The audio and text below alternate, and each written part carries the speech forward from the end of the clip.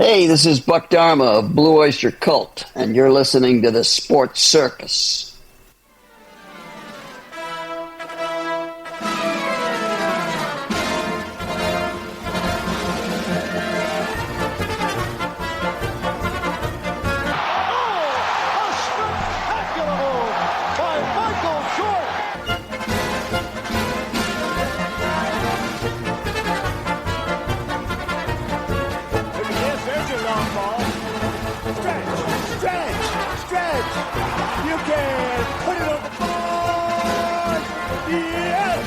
Welcome to the Sports Circus. I'm your ringmaster, Sal, live from Las Vegas in the AMP TV studio, AAMP Television. Today's show is brought to you by UppercutChops.com. Check out their tasty selection of all-natural, dry-aged USDA Prime Wagyu steaks and chops.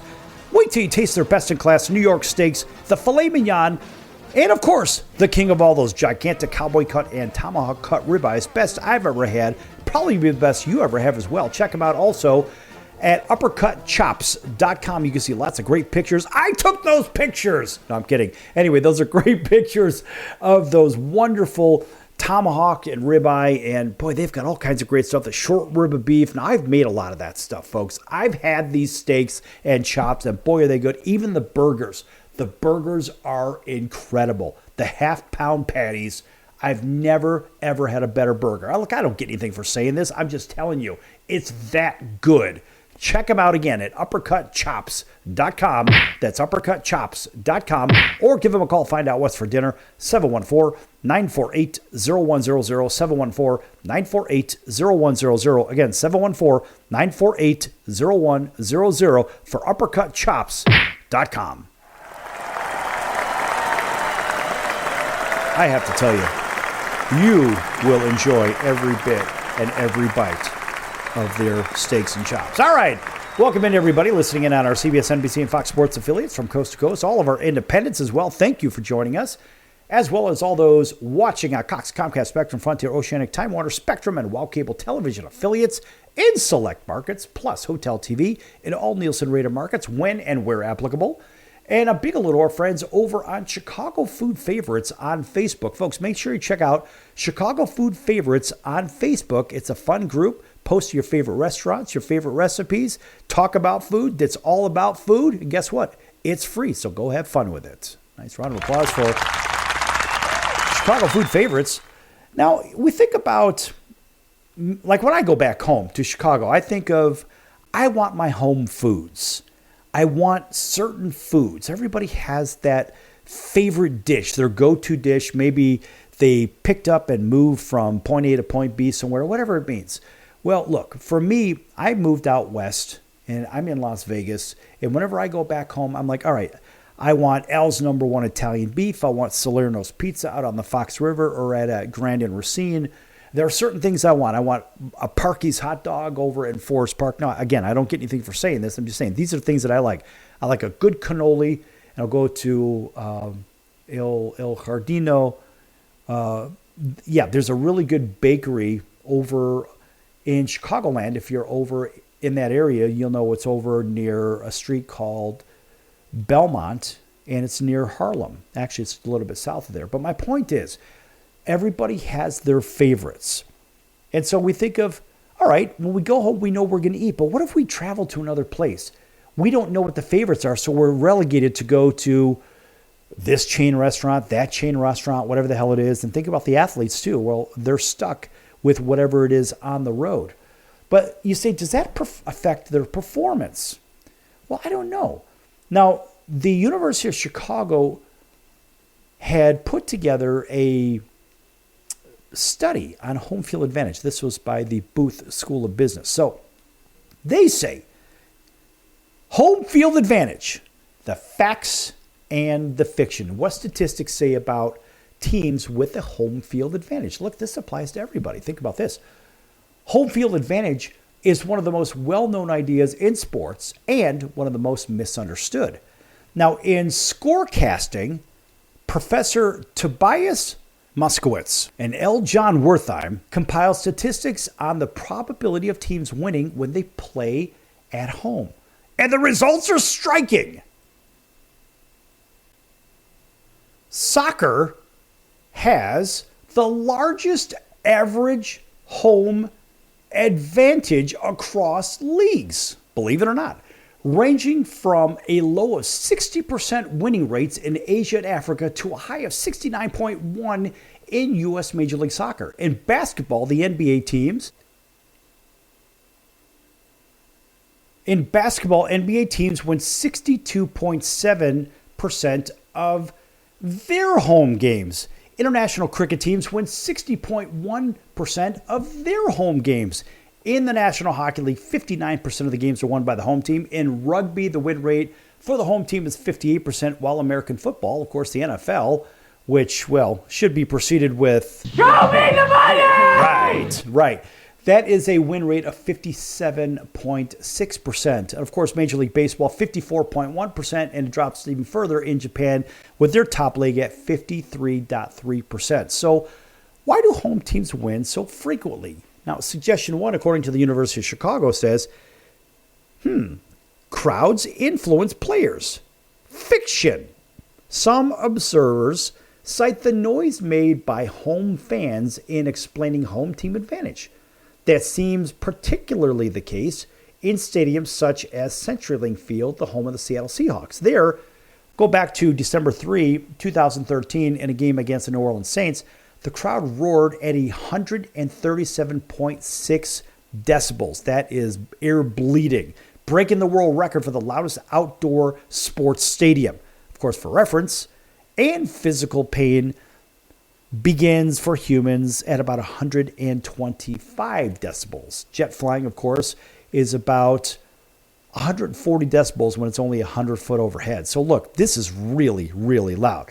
But even taking into account crowd noise, Moskowitz and Wertheim were unable to find persuasive evidence that crowds on their own do anything to affect player performance. I don't know about that. I can tell you as a former ball player myself, I disagree a little bit with that. I mean, these are really knowledgeable guys, but there's something wrong with that. Now, suggestion number two, according to the University of Chicago, is travel is tough on players, causing underperformance. Fiction is bound to be fiction. It is actually found to be fiction.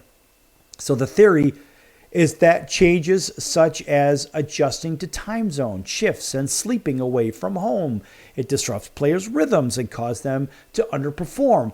But this theory doesn't hold much water either. Moskowitz and Wertham note that every team, even teams play away in their own city, for example, include the Lakers versus the Clippers. Both are LA teams, or the Rangers and the Islanders. Both play in New York in hockey. And well, let's throw the Devils in there too, because they're right on the other side of the river.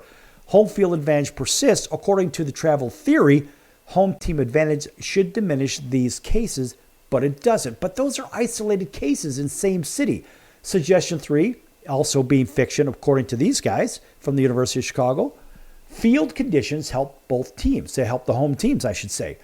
The theory that the home team benefits from acclaim and the home field atmosphere is often given in reference to place such as the frozen tundra of Lambeau Field in Green Bay or Mile High Stadium in Denver, so-called because of its high altitude, a challenge for the visiting athletes. The theory contends that the Green Bay Packers are better prepared to play in extraordinarily cold weather, while Denver, the same thing with the thin air. I don't really believe that either.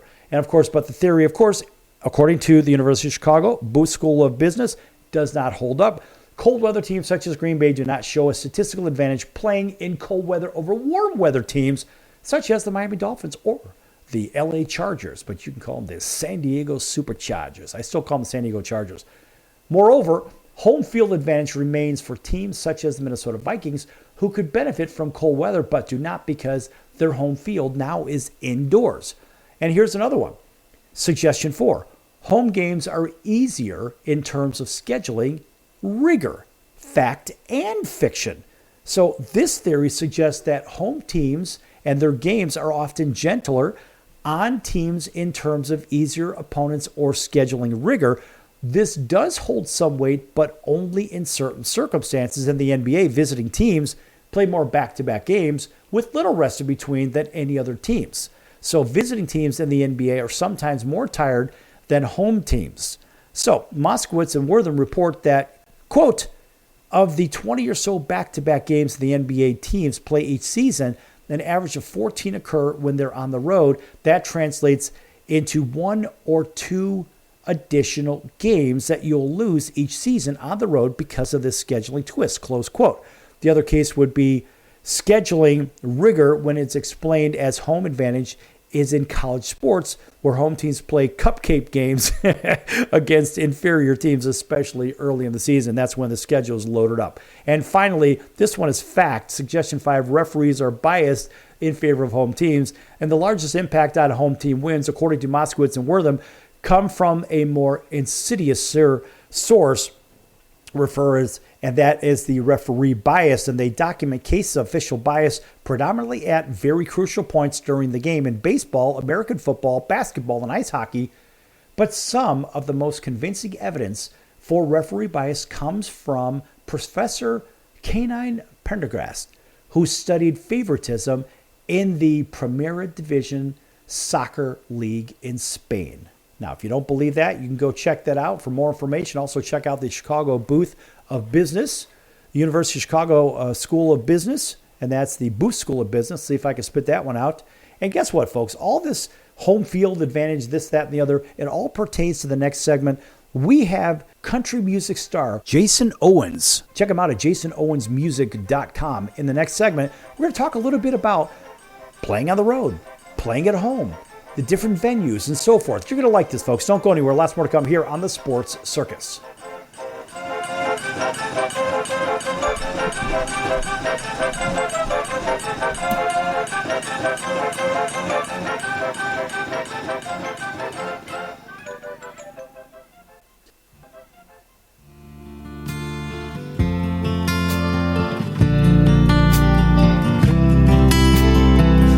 Can you feel the slow burn as you press against my lips? Your sweetness overtakes me, I'm okay with giving in. We're a lot different, I ain't looking for the same. Come a little closer, babe, I wanna play this game. You're my whiskey, You're my wine, I wanna feel your body next to mine. Tangled up in the bedsheet, mixing Chardonnay and country. Get me tipsy tonight, I'll drink you up until the sunrise. Wanna wake up with you by my side, mixing whiskey and wine.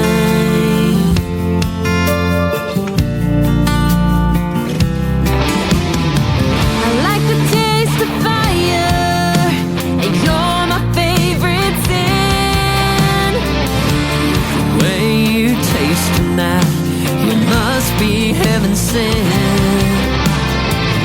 Red lip stain, still there from yesterday.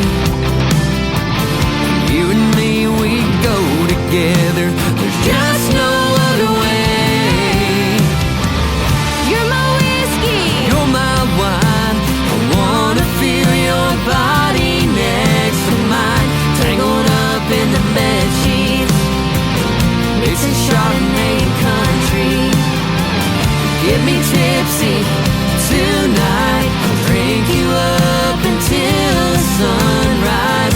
Wanna wake up with you by my side, mixing whiskey and wine.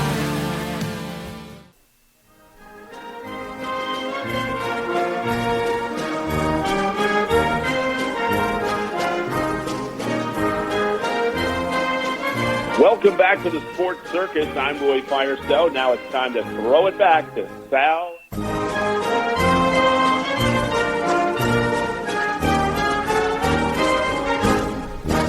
Welcome back to the Sports Circus. I'm your ringmaster, Sal, live from Las Vegas in the AMP TV studio, AAMP Television.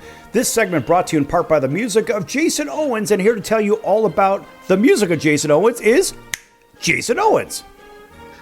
Hey y'all, my name is Jason Owens. I'm a country music artist. You can find all my music online wherever you stream music, Spotify, Apple Music, YouTube Music, all that stuff. It's everywhere at Jason Owens Music, or our website, www.jasonowensmusic.com. All right, and there's the astounding round of applause. Yes! And, by the way, that's my patented yes! You'll never really hear anybody else do that on air. And if you ever do, make sure you let me know, because that's my copywritten thing. No, it's not copywritten. You know what I'm saying. All right, so road touring and playing versus home. Now, you do acoustic sets on the road, and you're in the middle of one right now. We're not going to timestamp this, but you're doing one of those private acoustic sets. So you do the big venues on the road. You'll do the big venues at home, the big venues in pick your favorite city, but you'll also do small get-togethers, private events, and so forth. What is the difference in what you do? I'm not saying from the set size. I'm not talking about the venue size. So, for example, the one that you're doing currently, let's just say that's a private get-together with some very significant people in your world. And is that an acoustic set, or is that the full set? What is the difference between the two for those private events? Yeah, so right now we're doing an acoustic set. We're out in beautiful Colorado Springs, Colorado. And it's just myself and my wife, Rebecca. We came out here to play for some very supportive people of our music. And it's just cool to be out here. Basically, the acoustic set's just a lot less to carry. To have to bring equipment-wise, because we don't have to bring all the drums and the amps and all that stuff. So basically I just throw my acoustic guitar in a bag and put it on the airplane, and we're here. Okay, so you have a regular acoustic guitar, but do you also have a plug-in one where you can plug it into an amp and whatnot? Yeah, I play a McPherson guitar, acoustic electric. And it is actually made out of carbon fiber instead of solid wood. And the reason for that is we play a lot of different climate environments. And the only guitar I could find that will hold tune in different environments, because when wood guitars get hotter or colder, the tuning gets messed up because of the temperature. Yeah, that's a really important point. A lot of people don't realize that. And like for me, my guitars, and they're all tuned in the key of cell, if you know what I mean. Yeah. Right. But the point is, right, so I have all these other wood guitars, etc. But that carbon fiber issue is important. In the same way, folks, let's see if you can relate to this when you're driving down the road, you're crossing a bridge. Well, bridges, think about the construction of them, the engineering. Well, they actually have to retrofit those, for example, here on the West Coast.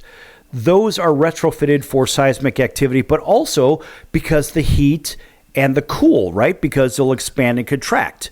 So we have the same thing with the wood for guitars, don't we? Yes. I ask the question because in certain climates, you'll see certain kind of guitars dominate over others in certain locations, right? Because we have a drier air out here on the West Coast versus what you have where you're from in Kentucky. And by the way, give yourself and your band a nice plug of where you play in your region specifically. Yeah, we play all over in the region. We play a cool place in Newport, Kentucky called Shiners on the Levee. We play there quite regularly. And we also play Miami Valley Gaming in Lebanon, Ohio. We play the Bristol Republic Club up in Columbus, Ohio on High Street by Ohio State University. And there's lots of different clubs we play and casinos we play very often, but we're getting into the summer months coming up here, spring, summer, and we'll be starting to do the festival circuit and concert series and all that, and it's going to be a good time. And you can find all those dates online at that might have been too many W's, www.jasonowensmusic.com. Okay. All right, that's good stuff. And, of course, always some kind of round of applause here just because we can. But I asked the question because when you travel, and the reason I was asking is I didn't know if you had different guitars that you would bring to different parts of the country. It may sound a little crazy or redundant, but it really doesn't, because you'll get certain sound out of certain guitars. I mean, in Hawaii, what do they have? Their ukuleles, right? But they're made out of a very particular type of wood. All right, and we think about the humid weather over there versus the humid weather where you're from versus where you're going in Colorado Springs, for example. It's dry over there. It's very dry. And I'm wondering if you've ever experienced different sound out of different guitars that you have played in the drier climates. I personally have not noticed that. The only thing I've noticed is if I take a wood guitar, like we play a lot near you in Las Vegas, I take a wood guitar there. Once I get it tuned up and I play a couple sets, it still kind of goes out of tune for those first couple songs, to get it back into working shape. Whereas the carbon fiber, just I tune it up and it's just ready to go. But do you find that when you're in a drier climate that you have to tune it a little sharper because it's going to loosen up a little bit? I have not had that experience, but it's possible.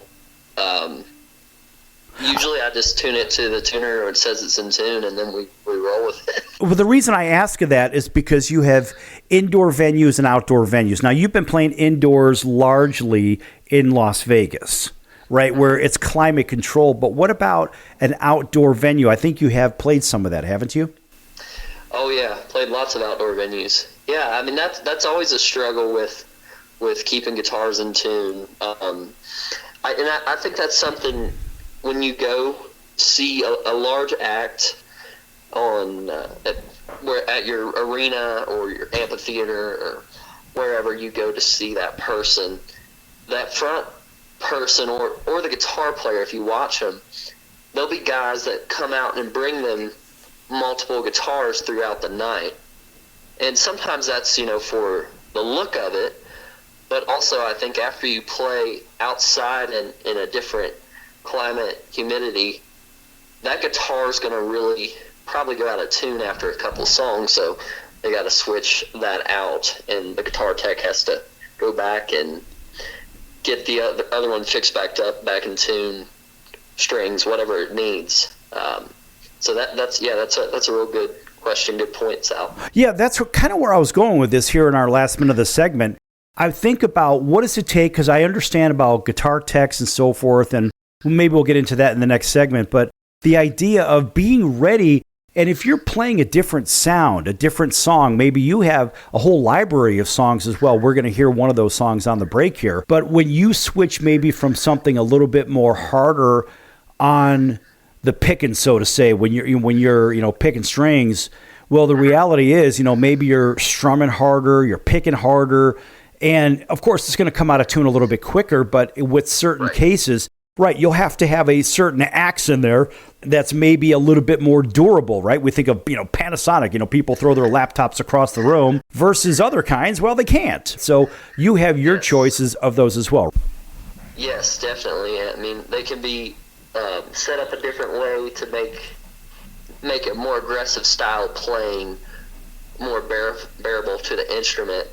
And speaking of which, I want to give a shout out, not instrument exactly, but instrument case company.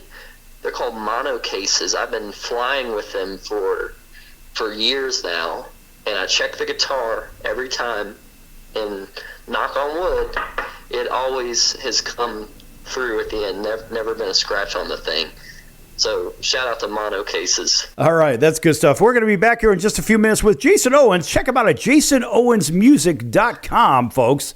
Lots of great stuff out there. And look, this guy is really good in the music business. So make sure you check him out. Don't go anywhere. Lots more to come here on the Sports Circus.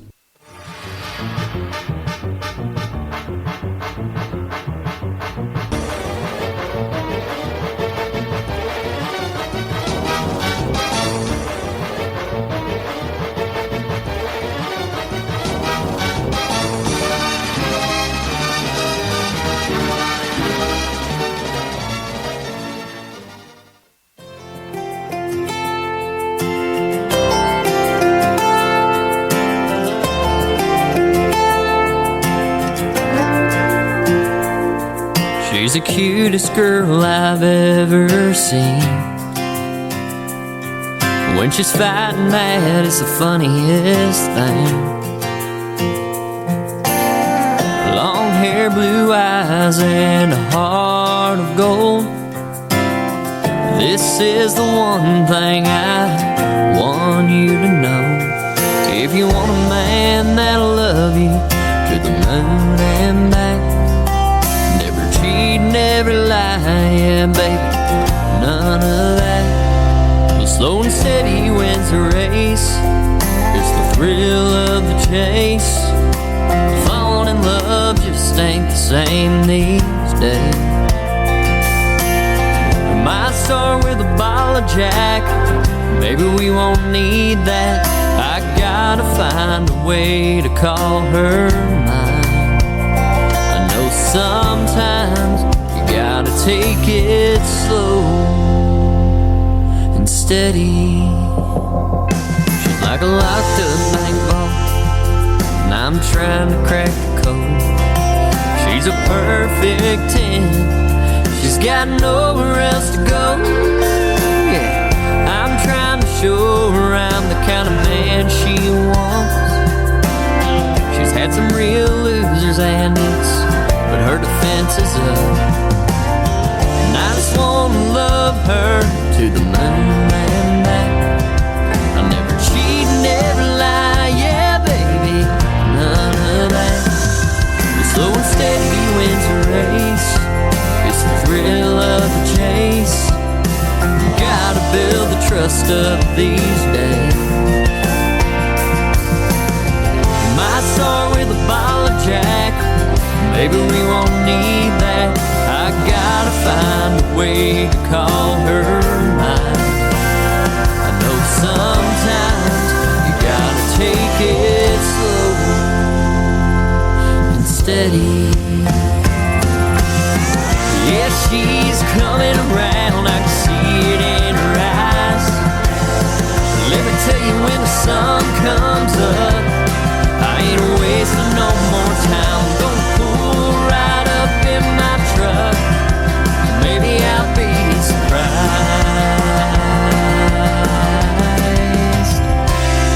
Slow and steady wins a race. She's walking right out.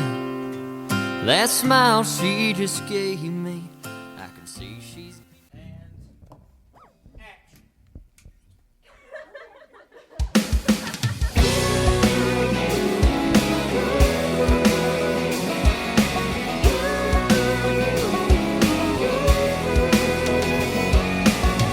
This party's dull without your smile. Why'd I let the guys drag me out for this? You're probably at home just watching TV, and I can't stop thinking about your lips. 'Cause your kisses are sweeter than this champagne. Your voice is better than the song that the DJ's playing. There's no party, no party, no party like you. And there's nobody, nobody that can light up this whole room. No Mardi Gras or Fiesta to compare it to. There's no party, girl. There's no party like you.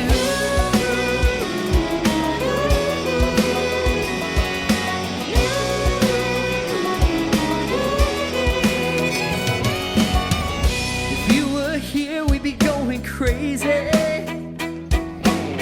Just you and me tearing up that dance floor. Oh, yeah. Sipping from that flask of whiskey you snuck in. I wish you walked right through that door. The spotlight's spinning round and round, it's searching for you. My heart stops, the beat drops when you walk into a room. There's no party, no party, no party like you. And there's nobody, nobody that can... Welcome back to the Sports Circus. How do you not love that music? I'm Tom Brenneman.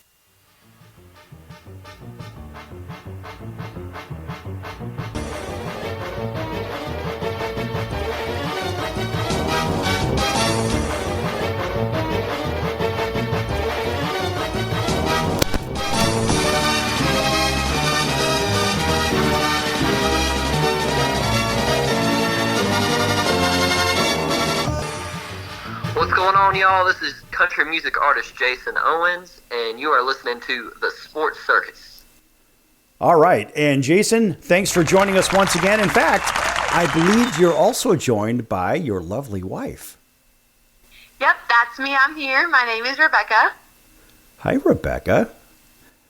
So you and Jason both sing, and you're singing on a lot of these duets, and you sing the female voice songs for Jason Owens and for his live set. Tell me about your background. Well, my background in vocal music really started when I was like a little kid. I've always loved singing, but didn't really get good at it until I went to college. I studied musical theater performance, and that's where I actually really learned about harmonization and singing harmonies, and that's what you're hearing on all of those songs of Jason's where you hear that female voice. I'm being his harmony part, and that really helps like a song fill in and like sound bigger vocally and stuff like that.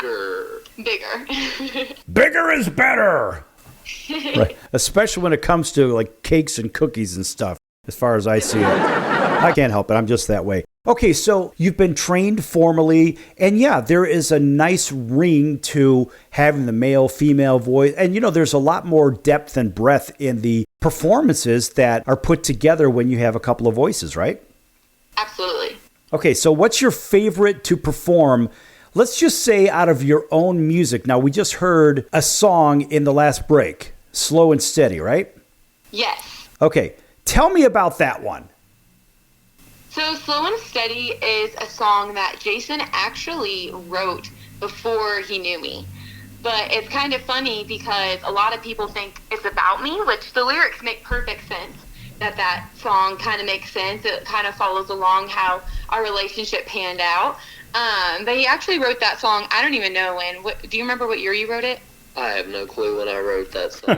Well, it was... We cut it a few years ago. It was before 2019 when he wrote it, and one day he was just pulling out old songs for him that he had wrote that he wanted to cut, and he showed that one to me, and I was like, yes, this song is adorable, great lyrics, love the melody, I'd love to sing on it. It's one of my favorites of his for sure. It's in a very happy key. It rings right. The first one that I've ever heard out of all of Jason's music, I said, you know what?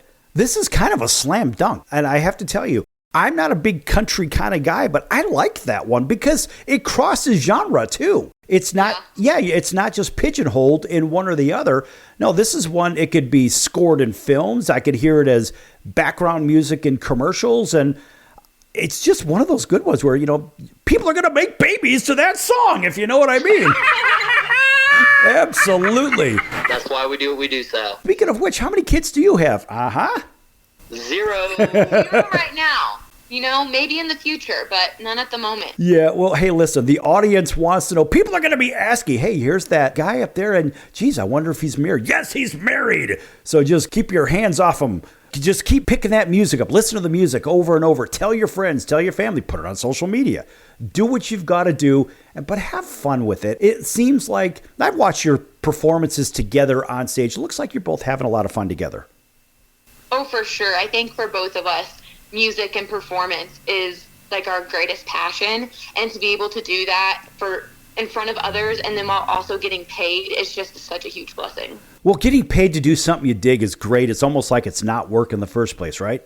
Yeah, exactly. 100%. 100%. That just means make the check payable to 100%. But when it comes to performing on the road versus at home, this is for both of you too. What are the advantages? Obviously, you're at home, but do you feel like you're amongst friends when you're at the shows closer to home versus on the road? But then again, there is that element of being on the road and have no fear because you don't know any of these people anyway. What are your thoughts on that? Yeah, I feel like when we're performing at home, you know, we have the comforts of home, and when we leave the venue, we can go back to our bed, and we have everything that is in our repertoire that, as far as equipment goes, that we have the best of the best stuff at home, where sometimes if we're flying somewhere, we might not be able to bring everything we have. If we're driving, obviously we can, but if we're flying, it's sometimes hard to bring certain pieces that we like to have, but we could kind of get by without.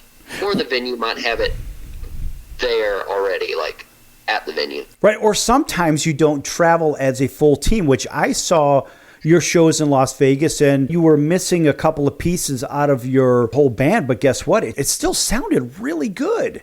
But I would imagine when everybody comes together, flies together or drives together, whatnot, that it's a good situation. But what about when you're taking a road trip? Now, this is something I've always wanted to know. When you're taking a road trip, let's just say you take an 8-hour road trip up to Timbuktu or Timbuktu, whatever it is, and you say, you know what, you're getting on my nerves, Jason. What the hell's going on? So, Rebecca, tell everybody how that works. What's that dynamic? Well, usually if someone's mad at someone else, whether it be me and Jason or some of the other band members, it usually is because someone's hungry. So we're definitely always saying, all right, what exit can we get off of? Who needs food? Like, what do you want? What can we find for you? Because hangry is a term we use a lot in the van. Right. I suffer from hangriness. Well, you know what? Bring extra cookies, but don't eat the last cookie. No, you don't want that. Jason, I would imagine you would never eat the last cookie. You'd also let Rebecca have the last cookie, right? Absolutely. I'd be like, do you want the last cookie? And she'd probably be like, yeah, of course I do. Listen, if it was me, I want the last box of cookies because I don't have a sweet tooth. I have sweet teeth. It's kind of a personal battle, but then I like to ride my bicycle, so I burn thousands of calories riding my bike. So yesterday I had 14 Ferrero Rochers because I was reading some important paperwork, but before you know it, you start eating them like popcorn, and you're like, wow, I just ate like 5,000 calories. Yeah, once you start, you can't stop. Oh, hell no. And I'm like that with cookies and candy. I just have that, and I don't know when to stop. I would imagine when you're driving around, you could probably give yourself a really big stomachache by eating too many cookies and candies and stuff, right? Yeah, and that's another struggle just being on the road is sometimes you have to get food quick, and if we don't pack it with our when we leave, if we have to stop at a fast food place or something, it can sometimes just not be the most healthy, best thing for you. Well, may I make a suggestion? I guess. He says, I guess. Oh, he says, and the crowd's booing for that just because you said, I guess.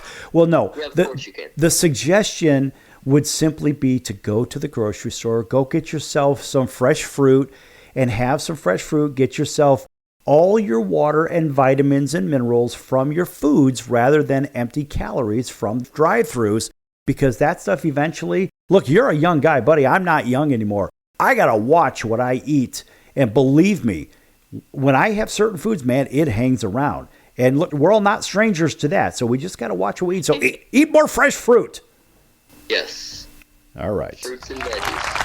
Yeah, I don't really like vegetables. I do eat fruit. I'll choke the vegetables down because I have to. But when you're on the road, in our last couple of minutes of the segment, Rebecca, what do you do to keep this guy in line to make sure he's eating right? Well, I love the grocery store option. I definitely love to find a Kroger or whatever of the store is in the area and go that route. But, it's just a matter of sometimes I just give them a little side eye, like, is that really what you're going to order? Well, I like or is that really where we're going to stop? I like the side-eye thing. That means, buddy, she's looking at you. She could be looking straight ahead and look at you out of her ear hole. Yep. Yeah. Who does the driving? So normally, if it's not me, it's my dad, Jerry. He does the driving a lot of times, and he gets us places overnight while we sleep. Oh, okay. All right. So Jerry's the hired gun. I like Jerry. Jerry always deserves a round of applause. He's a funny guy. All right. So listen, take about 30 seconds and tell everybody how to follow you and how to pick up your music, how to hear it, etc., and so forth. Go ahead. Yeah, again, my name is Jason Owens. I'm a country artist. You can find me on all the social medias and whatnot at Jason Owens Music on Spotify, Apple Music. Just search Jason Owens, any streaming platform. And then our website, www.jasonowensmusic.com. And be sure to check out the duet with my wife, Rebecca, Whiskey and Wine. All right, that's good stuff. Rebecca, any last words for the audience before we go to break? Not really. Just thanks for having me on. I hope that I get to talk to you guys again soon. Absolutely. Of course, a big round of applause for Jason Owens and Rebecca. Folks, make sure you check out all their music on Pick Your Favorite platform. It's all over the place. You can't miss it. And you know what? Even if you don't like this genre, you're going to like this because the lyrics are clever. The people are cool. They're just nice people. And you know, the one thing I'm going to leave you with before we go to break here, folks, as a concert goer, as a show goer, I watch everybody migrate to the dance floor when Jason's playing his music and people are happy. They're dancing, they're smiling, they're laughing, they're saying, you know what? Life is good. We're going to be back here in a few minutes on The Circus. Lots more to come, folks. Don't go anywhere.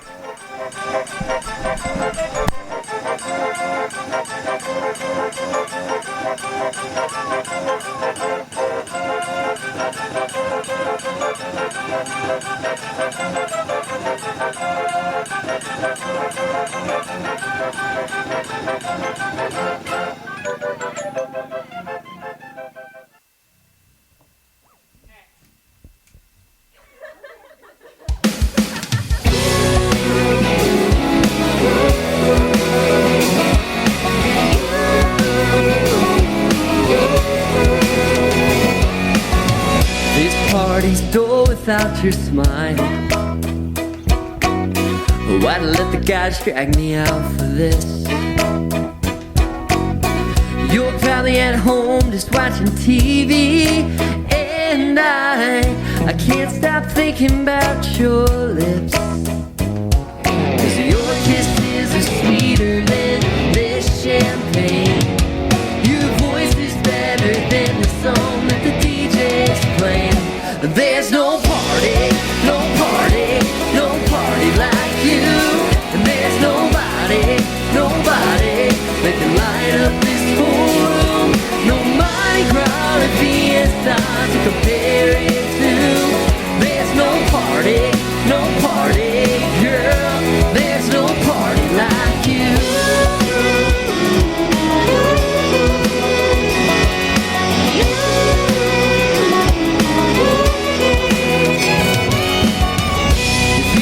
Here we'd be going crazy. Just you and me tearing up that dance floor. Oh yeah, sipping from that flask of whiskey you snuck in. I wish you'd walk right through that door. The spotlight spinning round and round, it's searching for you. My heart stops, the beat drops when you walk into a room. There's no party, no party, no party like you. And there's nobody, nobody that can light up this whole room. No Mardi Gras or Fiesta to compare it to. There's no party, girl. There's no party like you.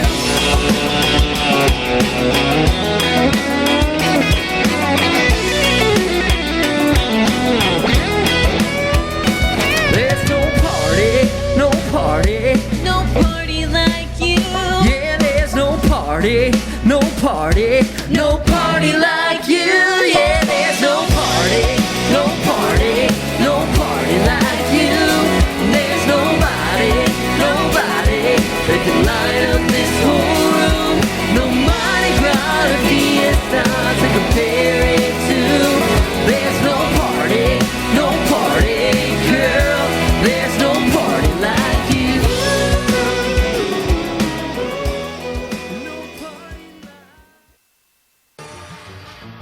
I'm your ringmaster Sal of the Sports Circus, a primetime, nationally syndicated television, radio, sports, and entertainment show. The Sports Circus covers topics others are too scared to talk about. There's no other primetime show like it out here that'll punch you in the face and you'll beg for more. Join me, Hall of Famers, world champions, and all-star celebrity guests for chaos and controversy here on Libsyn and all podcast platforms, plus thesportcircus.com. Remember, folks, it's a circus and we prove it every day. Hey everybody, this is Brian Urlacher. Welcome back to the Sports Circus.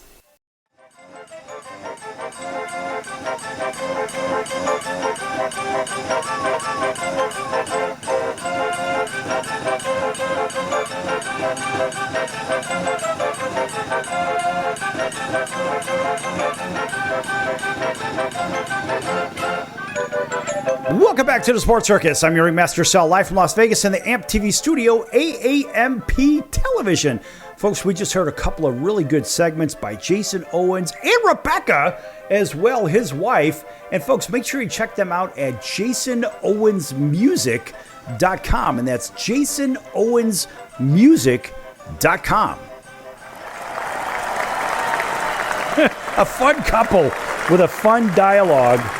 It was very impromptu. Listen, folks, we don't plan any of this. You never know where this is going to go.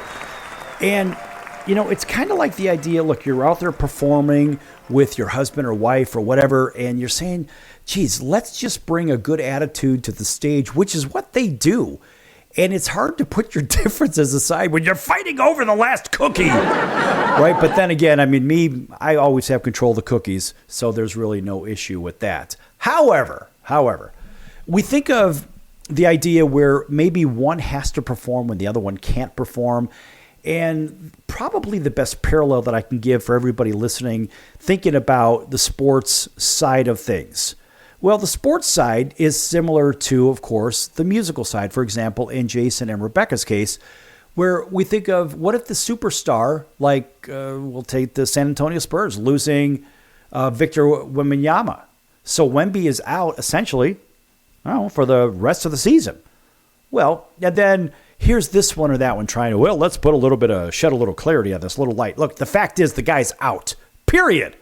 And he's arguably the future poster boy for the NBA. But what happens when you lose your star player? Well, let's take the case for our audience listening in on WAUD for the Atlanta Braves. Last year, the Atlanta Braves lost arguably the best player in baseball, which is Ronald Acuna Jr. Losing Ronald Acuna Jr., the best leadoff man in the game, the guy is a 40-plus home run guy, a 70-plus stolen base guy. But what happened with the Atlanta Braves? The Atlanta Braves were right there to the very last game to do what? To make the playoffs. And you think about what happens with a team like the Braves, for example, when you lose your best player. Everybody else steps up. Now, in the case of music, well, the balance of the band or the other voice has to do what? They've got to step up. And so we see this all the time in sports. And so there's always the next man up mentality. And that's how you look at some of these great dynasties over time. And we'll just stick with, somebody as simple as the Chicago Bulls, right? We always go back to our beloved Chicago Bulls back when Mike was playing. When Mike couldn't play for some reason, and he didn't miss many games at all. There was no such thing as that nonsensical load management crap. This guy's out there playing with a 104-degree temperature. If he couldn't play for some reason or another, whatever, well, it would be the next man up mentality. And so players wanted to come to the Bulls, so we knew that they had a chance to win an NBA title. As long as Mike was playing, let's face it, the Bulls had a shot to win, or they did win, technically speaking, from 1990 forward. But the idea is the next man up mentality. And we see that not only with the Bulls, we saw it with the Patriots. People wanted to play with Tom Brady and the guys. Why? Because they knew they stood a real good chance to win. In the music business, well, the dynamic is different, but yet that dynamic's the same. Because when one person's not there, the other person has to step up and they have to do the performances by themselves vocally. In this particular case is my example that I'm thinking about. So eventually the show must go on. We've all heard that one, right? So Jason would tell me, I'm going to go out there, I'm going to do this. Instead of saying break a leg, I would say break someone else's leg, if you know what I mean. Why would you break your leg? But I know that's just the old saying. And in fact, a lot of people give me a little bit of noise about that. So the old break a leg thing. I find it funny because if you go back to really look it up, break a leg is, according to Wikipedia, it's an English language idiom used in the context of theater or performing arts to wish a performer good luck. An ironic or non-literal saying of uncertain origin, of course, a dead metaphor, break a leg is commonly said to actors and musicians before they go on stage for a performance. Well, why did they start saying it? Well, look, in the early days of theater, this is basically where an ensemble of actors were cued to perform. if actors were not performing, they had to stay behind the leg line, which also meant they wouldn't get paid. So if you were to tell the actor break a leg, you were wishing them the opportunity to perform and get paid. How do you like that? Gotta tell you folks, I didn't really know that one either. But that's pretty good stuff. So that's why I'm like, I'll break somebody else's leg. I mean, in sports, you don't really say that to your colleagues because you're thinking, yeah, it's athletics. Geez, the last thing you want to do is have you break a leg. So, I mean, as a former pitcher, I would tell our guys, our pitchers, I just go out there and mow them down. And I'm not talking about with a lawnmower mowing down. I'm just saying, figuratively speaking, get through everybody and just basically like you're dealing, meaning you're hitting all your spots and you're hitting the black as a pitcher. You're riding on the black. You're on the left side, the right side, inside, outside, and you're making yourself almost unhittable.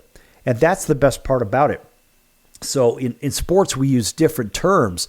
You know, some people say, well, go get them. And some people say, like what I just said, or others people say, well, just go out there and do your job. And at the end of the day, it's really about getting out there and doing your job anyway. So back to the sports thing with Victor Wembanyama. I mean, look, you think about the investment that the San Antonio Spurs have with their superstar. And what they do? Well, they made a trade, and they made another trade, and whatever. Now you've got other guys supporting.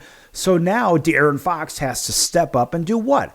Carry the extra mail that Wemby was carrying in the first place. And the other guys have to carry the mail because, let's face it, when you look at the Spurs, you say, look, these guys, they basically went through a rebuild, right? And they're still rebuilding right now, which is okay. There's nothing wrong with the idea of rebuilding your team and so forth. But when we think of the roster, we say, well, who else can carry the mail for this team? And that probably is the biggest question because with Wemby gone, I mean, look, the Spurs are already sitting about 6 games under 500, and they're on the outside looking in as I see it. But when we look at the depth chart, well, we say you have Bassey, you've got this guy, you got that guy. You don't really have a whole hell of a lot in the center position. So that means your power forwards like Harrison Barnes and Johnson and I don't know, and Ingram. Look, these guys are all going to have to step up. I mean, even your small forwards are going to have to step up. Your Vassell, your Castles, your Branham, your Duke Juniors, your Minix. These guys are going to have to step up. But what about from the guard play? How is that going to take pressure off? Well, I'll tell you what's going to happen is since you're missing your star center, that means the guard play is going to have to pick it up and make the defense work a little bit harder because, let's face it, your 5 is out, your center is out. Since your 5 is out, your 1 and 2, your point guard, your shooting guard, are going to have to draw attention away from the center position. So with that said, now you're going to have a lot of guys really moving without the ball and get the defending center out of the way and your guys down on the low block. You're going to have to move some players around. There's going to have to be a little bit more of that triangle defense or better yet, the triangle offense, we'll say. You're going to have to move some players around and get those guards into the play, dribble drive to the hole, dish off, maybe a little pick and pop, this kind of thing. But you're going to have to take a lot of pressure off the center of the court, which is a real problem. It's a real problem with the Spurs. When I look at what's going on with the Spurs, I think that they're looking really good as far as the way they're trying to rebuild. But in reality, you see the Spurs are probably, they're probably a few years away from really, really competing. And that's just one guy's opinion. But looking at the standings where they're at, I mean, yeah, they're, about 3.5 out of the last spot. And Phoenix will get there before San Antonio will, especially with no Wemby. And so you say, what are they really missing? I think they're missing, obviously now you're going to see they're missing depth at the center position. Wemby's a tall, thin guy.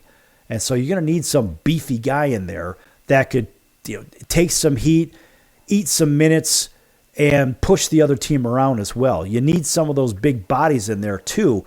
You can't just have a super thin guy that, I won't say he's prone to injury, but I want to see him do well too. Hell, I've got a few of his rookie cards. I want somebody to say, "Show me the money!" Yeah, buddy, show me some money, because I've got those Wemby rookie cards. But I think the Spurs are really a couple of really big players away up front, away from really competing. Because you look at the teams that are really dominating the Western Conference right now. Memphis is going to be there for a while. Look, they picked up Zach Edey in the last draft. And Zach Edey at 7'4", they call him the Big Maple, out of Purdue. Of course, nice round of applause for Zach Edey. But that guy is big. He's smart. He is a very heady player, big basketball IQ, and he's got the Memphis Grizz at playing 667 ball. These guys are a lock for the playoffs, and they're contending to potentially be the number one seed in the West. Denver's going to be there. Denver's right there. And Houston's playing better ball. And the Lakers, with their trade for Doncic, those guys are going to be there. And let's face it, even Dallas, with their Dallas's move to take Anthony Davis. Well, listen, Dallas is going to be in the playoffs too. And what would be cool is if the Lakers and Dallas played each other in the playoffs. Of course, I'd have to root for Dallas, because I can't root for any team that has LeBron James on it, only because I find him divisive and I find him separative. And I think that, in my opinion, he's a really good basketball player, but I just think that some of the players are scared to play on the same team as him because they might get traded if he doesn't like them or some nonsense like that. You never know. I don't know. It's just my opinion. I don't play basketball, but I watch it like everybody else. But the one team that I'm very interested to see do well are the Minnesota Timberwolves. And I'm a big fan of Anthony Edwards. I like his game. I like his swag. It's not that, I have to have the sunglasses on when I'm on camera. He doesn't want to be the face of the NBA, which he's clearly one of the next guys in line for it. He just wants to get out there, have some fun. He doesn't want to get ticky-tack fouled like everybody seems to do that to him. And I think it's because he voices his opinion, whether it's to the media or to the referees. The fact is, Anthony Edwards is really underrated as a player, and I think as a good spokesman for the league, without being the spokesman for the league, I think Anthony Edwards is the guy moving forward for the NBA. He just doesn't want to be the poster boy, if you know what I mean. And maybe that's going to be Luka Doncic. I don't know. But the NBA is resistant to having a European or a foreign player as the face of the league, as I understand it and as I've been told. Who the hell knows, folks? We're going to be back here in 23 hours. And remember, folks, make sure that you check out the music of Jason Owens at jasonowensmusic.com. That's jasonowensmusic.com. Country music star, I call him. He says country music artist. I say country music star. All right, folks, we'll see you in 23 hours right here on your favorite station. Until then, so long, everyone.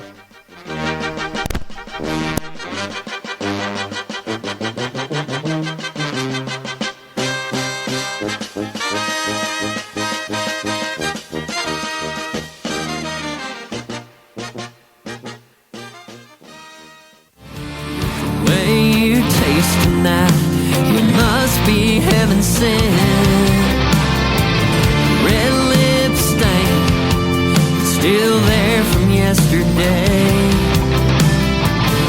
You and me, we go together. There's just no other way.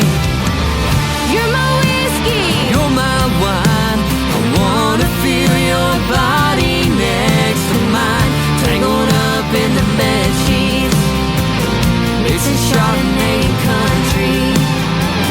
Get me tipsy tonight. I'll drink you up until the sunrise. Wanna wake up with you by my